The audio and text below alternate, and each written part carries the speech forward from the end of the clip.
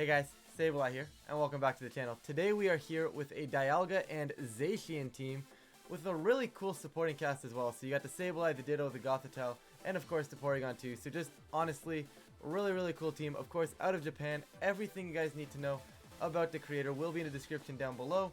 The team did manage, I believe it was 24th in the first online qualifier, 50 something in the second online qualifier, and then 63rd, I believe, at the actual Japan Nats event, which honestly are just very impressive results with the team.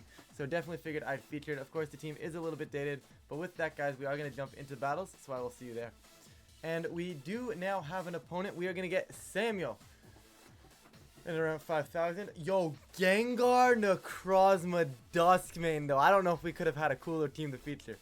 I don't know. This is definitely a really great start to the episode. So now, if I'm correct, I quickly browsed the team report, and from my basic understanding is that the whole concept of this team is to either be moving first against your team or not let your opposing team attack your important pieces. So you do have double ally switch, you've got the fake out, you've got the iron ball, so you either want to be moving first, or if you can't move first, you want to stop them from basically hitting your vital pieces, or forcing the Ditto into spots where it's going to become one of their vital pieces. Like a late game Ditto coming in, copying an Ogre, stuff like that. Right? Or copy their Zacian so then you can be faster. Just basically move first and don't let them hurt you. Right? If you're attacking first, they can't hurt you. So that's what we're going to try to execute here. But let's see. I'm not sure how well this is going to work because, like, I don't know. I feel like I could maneuver my way through a team that I know how it plays. You know, like common stuff, you kind of know how it plays. So like even though not necessarily familiar with this team, I may be able to kind of figure out what my opponent wants to do and counter that. But here, I don't know what's going on. So it's one of those ones where I think I'm going to go and hit the panic button. I'm going to trap him in with Goth. I'm going to go Goth Dash. Actually, Goth Dialga kind of shapes that up a little more with Zacian. I'm going to go Ditto. I think we're going to bench P2 here. It might be a mistake. I feel like P2 could definitely have value in this matchup. But for sake of the fact that 1, I timed out, and for 2, Ditto's kind of cool, so we're going to feature Ditto. Ditto kind of cool, so why not? You know what I'm saying? Yeah, so I've had some success with Ditto in this format way back in the Dough UX9 tour, way back when, so kind of cool to see it here. Of course, I did use the Scarf variant, but we are going to get Moltres and Kyogre from our opponent, so I don't really hate this all that much. We are seeing our Dialga is faster than their Kyogre, so I highly doubt it's the Kyogre that's going to drop the Dynamax here. But the problem is I don't know what the Moltres wants to do, because in theory, right, if that Moltres decides to be AV and click Snarl, this is very rough for us. But if I fake it out and it Dynamaxes, well then actually that's not terrible, because if it maxes, I guess it probably wants to max and max Darkness, right? I don't know, maybe I'm getting a little bit aggressive here. Maybe I'm getting a little bit aggressive. Do I Quake? Do I want to Quake first into the Ogre? I don't think so, because I do still have Ditto. So we're going to drop a Hailstorm into the Moltres, see if I can catch some big damage. I should turn the light on so you guys can actually see my face a little bit more. That's a little bit better. You guys can see me now. So we're either faster than the Moltres, or the Moltres is not maxing. Both of which are very good options for us, I believe. Actually, being faster and then giving them potential Berserk boost is not optimal. But it's not the end of the world. Let's see if they max here. It could be the Kyogre as well. No Dynamax from our opponent right there whatsoever. We're going to see Dialga be faster than the Moltres. No Snarl coming out because we are faster. Is it AV though? If it's a Salvest, it'll live. That Moltres is dead. I don't think you could have asked for a better turn. We are now outside of rain. The Moltres is gone. And Kyogre is not going to move this turn. So far the concept of the team coming through, right? Make sure your opponent doesn't move. You know?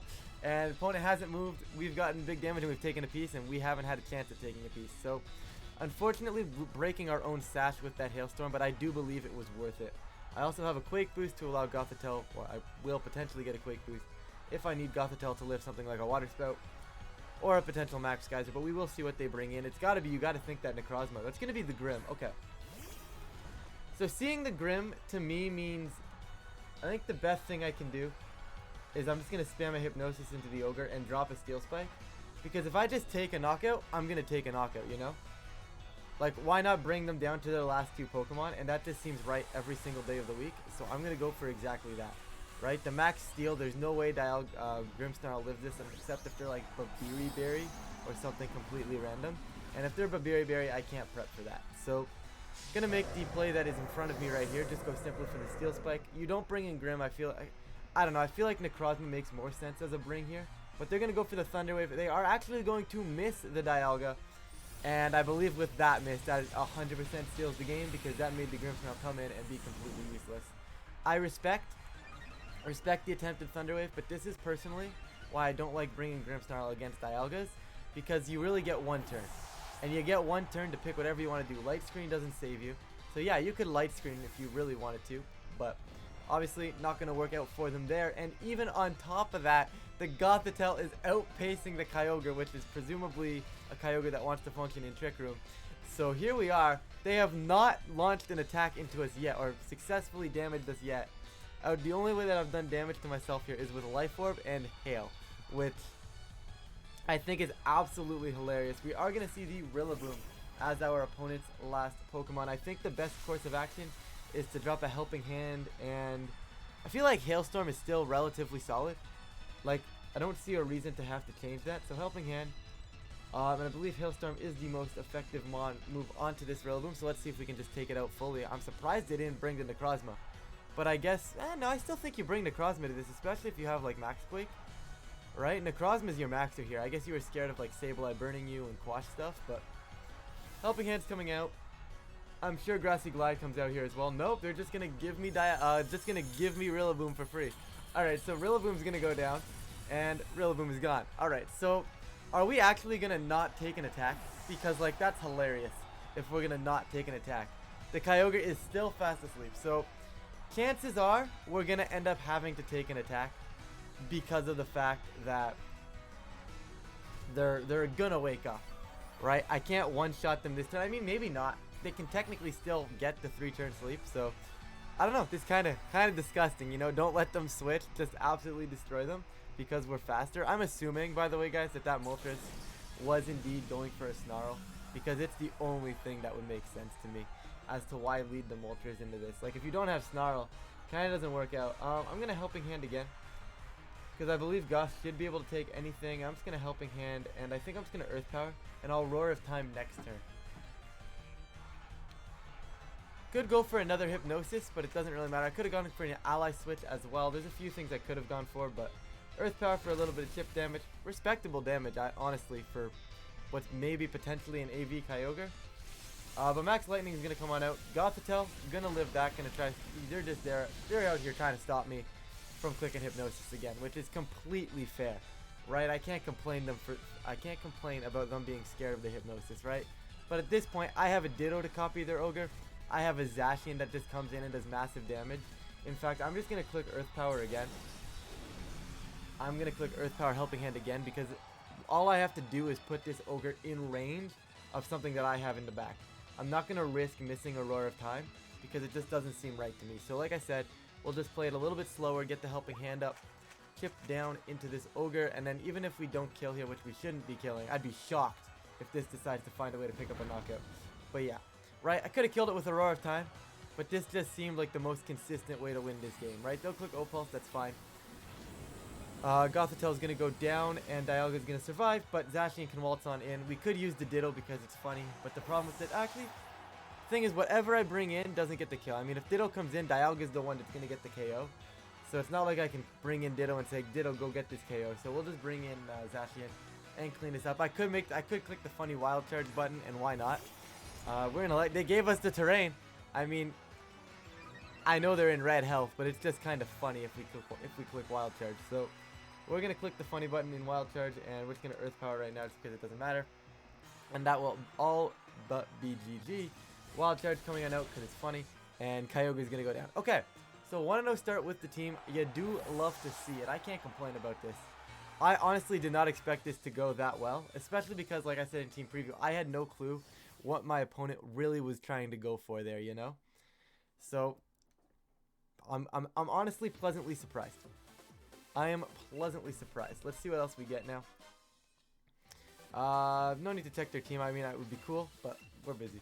We're busy. We've got games to win, you know? We've got we've got games to win. We're almost back into top 1,000, which is also kind of a side note, kind of cool. But yeah, yo, opponent immediately. You absolutely love to see it. 375 as well, so decently rated. Let's see what we get. Palkia, Calyrex, Ice. Okay, so Dialga really puts in immense amounts of work right here. I don't like Sableye as much. I think I'm going to go Gothitelle, Dialga again just to stop them from switching around because that's what this team likes doing, right? This team likes finding ways to get Trick Room up, positioning into ways to get to capitalize on it. So I think I'm going to do this. Still don't get to use the Sableye, but he's here. He's a cheerleader, okay, guys?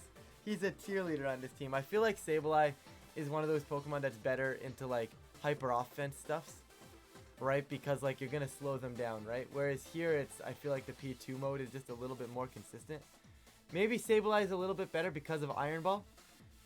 Perhaps this is a misplay. Maybe Iron Ball Sableye actually has some sort of tech for this that I'm unaware of, but I don't know. I can't remember if the rental had foul play or not, but regardless, this is fine. We'll see. We should be able to maneuver our way through this. Like, Dialga alone should be able to just win this game as long as I play it smart. So they're going to want to have Amoonguss, I would assume, because they want to pressure me with the ability to potentially put me to sleep, I'm sure. There's no world in which they don't try that, but let's see. Yeah, there's no world in which they don't try to immediately put pressure on me. I am going to click Hailstorm immediately and just drop this guy. Actually, I can fake out and max Wormwind. That should be picking up the KO. We are the faster of the two as well. So I'm just going to go straight for it. They don't have a switch and they actually can't switch. And we're just going to fake out here. Honestly, the thing is they can't get Trick Room and survive the attack. So if they want to Dynamax and survive the attack, they can go ahead and do so. Because they can't get Trick Room up now. And now they're basically locked. They can try and Max Guard, they can try and Protect. But regardless of what's going on, I am super comfortable here of just this shutting down Trick Room. We also break a potential Sash on the Amoonguss this way because I do know some of these Amoonguss do decide to run Sash. So, I mean, overall, this is just a generally solid lead. I don't know why my opponent led the Palkia Amoonguss. Like, I get it. When in doubt, Palkia Amoonguss, right? Because, like, I play the other core as well. But it's like, I don't think that's how you're going to get Trick Room up in this game. Because Palkia never succeeds in getting Trick Room up right here. Unless I don't leave Fake Out for whatever reason. But I guess maybe they're taking a shot in the dark that I wouldn't do it. But we're going to capitalize here, hopefully. And honestly, unless they Dynamax to match my Dynamax, they're going down and they are losing a Pokemon here. We're going to get the free Fake Out into the Gus. Unless this is like Habanberry Palkia. Please do not be Habanberry. Okay, it is a successfully not Habanberry Palkia. And Palkia is going to go down. And that, my friends, is why I think this lead is so dangerous. And we saw it in the first game too. When they don't have like a very fast lead into this, you just do absurd amounts of damage before they even attack. So that Palkia just went down. They never got their Trick Room up. They're going to bring in the Calyrex right now, which is arguably the best play for them. I am going to go Hailstorm, and I'm going to attempt to put the Calyrex to sleep. If I connect it, I connect it. If not, oh well. Hailstorm should pick that up, along with a Hypnosis. I could Helping Hand Steel Spike to drop the Amoonguss here as well. But I think with them being locked on the field, they have to basically Rage Powder here. We know they have to Rage Powder, right? So let them Rage Powder. Let's kill off the Amoonguss. And hopefully, I guess this is problematic if they get the Trick Room up. Could be a little bit concerning. Maybe Helping Hand Steel Spike is the better play because then I still have a Sash. They're going to max, actually. That's really, really good since they're not setting Trick Room now. That is phenomenal.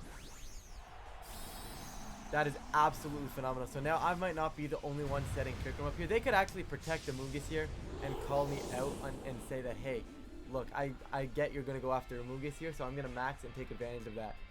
They are not going to do that. Max Hailstorm is going to go safely out into this Amoonguss. It might survive, honestly. I doubt it, but you never know. I don't know Dialga into Amoonguss calcs, but down goes Amoonguss. Thank you, Dialga, for being good here. Definitely had some favorable matchups for this mod today.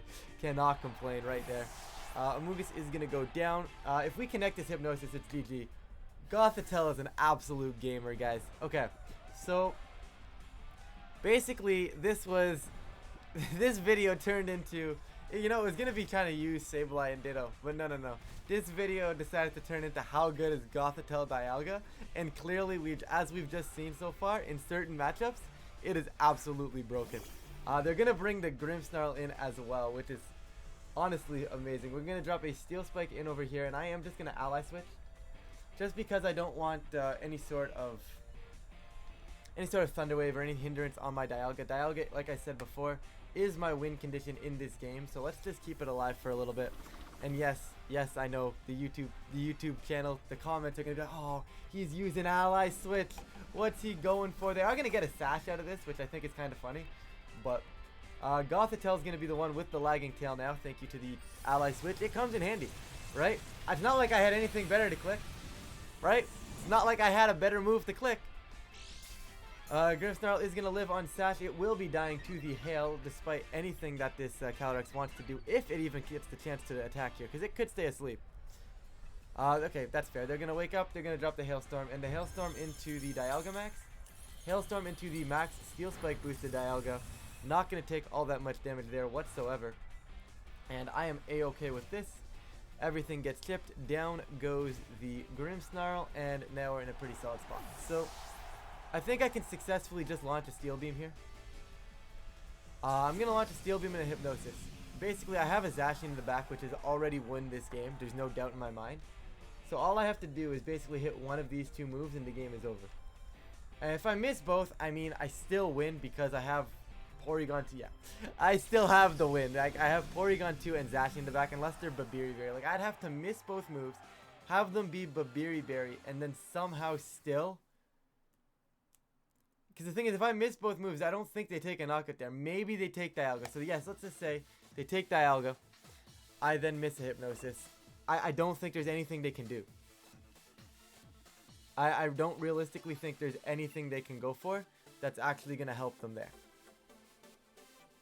Because I'd still have Gothitelle. I bring in Zacian and I just click Hypnosis. And honestly, probably Hypnosis Protect. At least I would. But... Getting a Maddie here, rank 17. Okay, so this is, we've just been climbing to rank. We had rank 5,000, rank 300, now rank 17. So let's see what we can do here. This is one of those ones where I definitely think Sableye absolutely has to come. Because like I was saying, the offensive pressure. However, we've got the Indeedee.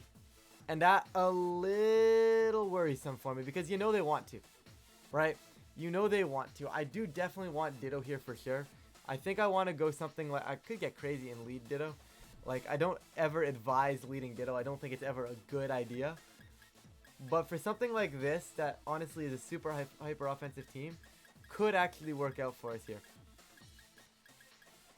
But I think what we do is we lead Zacian and Dialga, and we just figure, I feel like this is one of those leads that's like, I don't know what's going to go on. I don't know what's going on, but we're going to bring, I guess actually, do I go Goth? Because Goth isn't bad. I could go Goth Dialga, honestly. And just do it again, because realistically speaking, that's probably the most consistent way to play this team. At least the way so far the way I've played it, or figured out how to play it. Because realistically, what do they want to do, right? If I lead Goth Dialga, they still have to respect the Goth. Because I could very easily click Trick Room under Hyper Offense mode. I could very easily click Fake Out. I could very easily click Hypnosis. They have to respect it. They are going to go for the massive offense in Kyogre Seismitoad, which is perfectly respectable here. And here's the Gothitelle. So you've got to assume they're going to try and drop a Max Quake here. Right? You have to assume Max Quake is their move of choice right now. I'd be shocked if it wasn't. Now the question is, with that, do I want to be... do you guys think I can drop Kyogre in one shot? Because Helping Hand Wormwind will kill it if it's something like Choice Scarf Kyogre. However, I'm almost tempted... Actually, you know what? I don't hate that play, honestly. I know I potentially take a bunch of... actually, that doesn't kill, though, because they're going to get the Quake up first.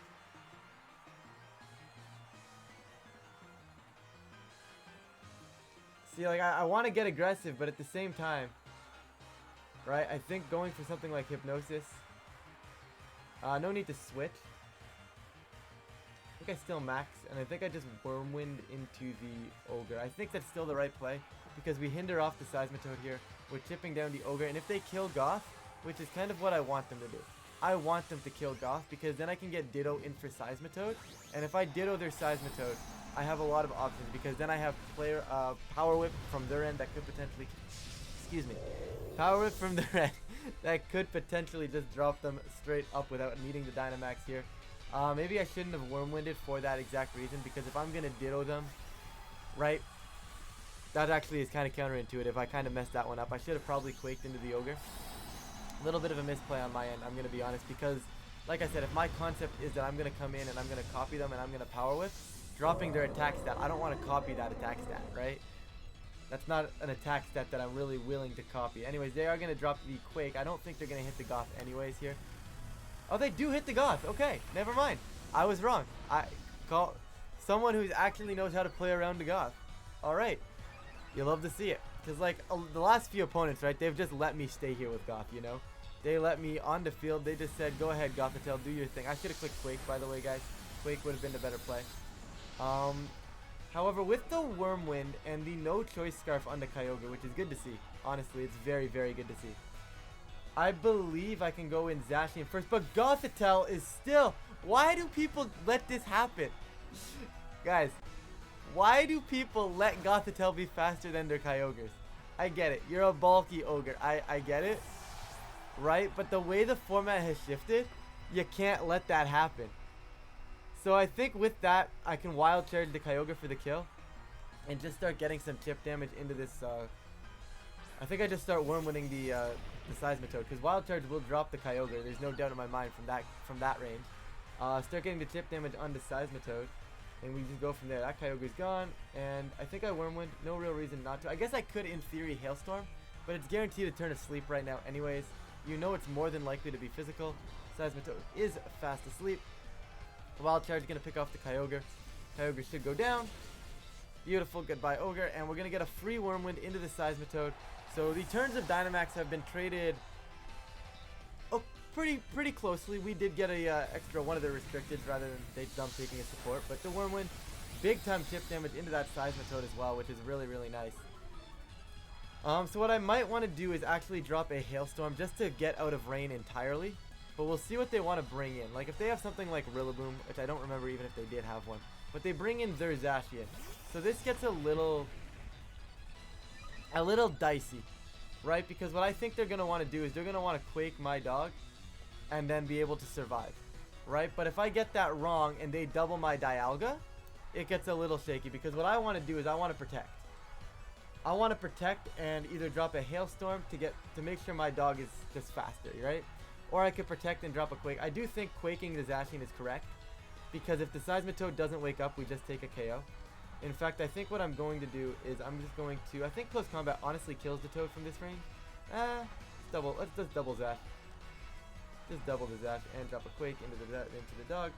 Let's just see what happens out of this. Because Seismitoad could remain asleep. But it's fair. It does wake up. Should be dropping a Max Quake. And I would imagine they double Dialga, personally. Because this shouldn't kill me. Yeah, there's the one to Dialga. And this should be a Sacred Sword into Dialga to follow suit. Leaving me on the field with my Zacian. Which is why I wanted to drop the attack. Which is also another reason I wanted to change the weather so that I could be faster than Seismitoad. However, Zacian gonna come on out, gonna do some solid damage into their Zacian. Can't complain about that damage output. And what are we gonna see from their end? And just a Sacred Sword, as I expected. The double up into Dialga. Could have, honestly, could I have protected? I think I'm for attack, right? I don't think I could have guarded there if I wanted to. I don't think I could have. But that is fine. Let's see, we were for attack, so I couldn't have done anything. And now I get Ditto in for their Zacian. And the only thing left on the table is, does the Dittoed Zacian survive something from Seismitoad? Because if the Seismitoad is special, it gets a little shaky, right? Because I've been hindering them, right? Like I've been trying to put Wormwinds out. So like I don't know if that was damage. If that damage is the correct damage here. We're gonna go for this though. We're just gonna double blade. I can actually Sacred Sword. Ooh. Spicy quick attack. Unfortunately, it's not going to kill the Seismitoad, so I can't go for it right now. But they could actually be going for it, though, which is a little interesting. Actually, you know what? If they're going to hit one of the Zacians, they'll hit the Dittoed one, so I'm going to protect. Honestly. Protect the Ditto Zacian, kill their Zacian, and then go from there. Okay, that's fine. I'm okay with this, because they should still be hitting the Zacian on my end that can't click protect. At least I would. That's the way I look at this anyways. Let's see. They're going to Earthquake, actually. So they're still physical. This isn't going to do a whole lot of damage, but they are going to probably try and put me in, like, quick attack range. So they're going to Earthquake. That's fine. Yeah, they're minus a bunch. That's not going to kill me. What I'm going to do is I'm going to try and prank this Seismitoad with a quick attack of my own. And protect my other Zacian here. And I'm going to... actually, do I bother? I think I do, right? Because if they're going to Earthquake again, it involves them killing their own Zacian. So I will quick attack the Seismitoad. I don't know if I get the KO. But if I do, we win the game. This Protect is fine. I mean, I guess it's not the greatest thing in the world. I am +2, right? Because I got the Intrepid Sword. So that should drop it, right? So yeah, the Protect was bad on my end. That was really, really bad. I'm not thinking straight at all. And they're going to Blade into the non-protecting one, as they should. And they're going to be super offensive, and we're going to die. And I just tossed this game in the garbage. Yep, tossed this game in the garbage. You guys want to see a game? You guys ever saw a game get tossed in the garbage before? If you haven't, that was the one. That was the one, right? Because I had the +2. I had no reason not to quick attack and kill them. I had zero reason not to. I literally had the game won. We saw that I was the faster dog. They do bring in Urshifu, but I can't break everything now, right? Like, I'm forced to go here with a Blade and then pray Urshifu doesn't kill me, but Urshifu will kill me. I literally had the game won and I didn't go for it. So it's a little unfortunate that I'm not that smart, sadly. But it's fine. It's fine. You know what? 2 for 1. Should be 3-0. But, hey, you know what? Honestly, this team was super, super fun. Sad we didn't get to use Sableye, but he's on the bench. He's cheerleading the team on. And that close combat will be enough. More than enough from that range. Normally does about 50-60%. Maybe a little more depending on the bulks on these dogs. But, yeah. Honestly, really, really impressed with this team. Like, it doesn't... Like, on paper, it just looks so kind of like... You kind of have to, like... I don't know, clunky. Does clunky make sense? I don't know. It seems like it shouldn't work, but then it just does work, right? So it was a really cool team. The Gothitelle Dialga was really, really, really interesting to see. And, yeah, honestly, falling to number 17, you can't complain, but I do think we win that game if I'm just a little bit, if I'm a tad bit smarter, you know? If I'm a tad bit smarter, we do win that game. But definitely a good game to everybody we played, and a really, really cool team. Once again, guys, the creator and everything you need to know about the team, including the team report, along with the rental code, is in the description down below. So definitely, definitely check them out. Check out the team if you wish. And with that, guys, I will catch you guys in a future video.